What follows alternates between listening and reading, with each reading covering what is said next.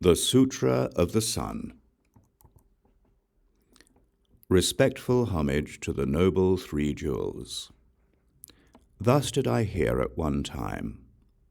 The Blessed One was dwelling in Śrāvastī, in Jeta's grove, Anathapindada's park. At that time the god Sūrya was seized by Rāhu, lord of the asuras. Then the god Sūrya, recollecting and taking the Blessed One to heart, recited this verse: I bow to the heroic Buddha. May you swiftly liberate all beings. As I have come into confinement, I take refuge in you.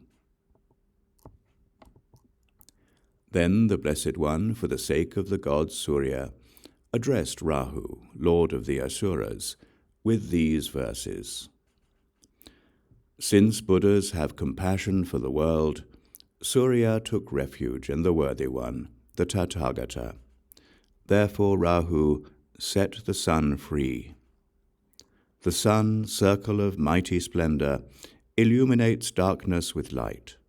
Rāhu, do not conceal the sun in the sky. Set this sun free, Rāhu.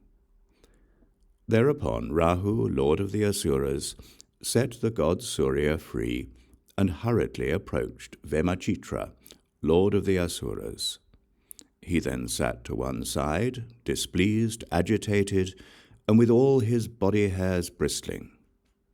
Vemacitra, lord of the asuras, now questioned Rāhu, lord of the asuras, in verse. Why, Rāhu, did you release the sun in such a fright? You are a very miserable sight. Why did you approach in fear? He replied, Had I, hearing the Buddha's verse, not then released the sun, my head would have split into 7 pieces, and my life would be without happiness. This concludes the Sūtra of the Sun.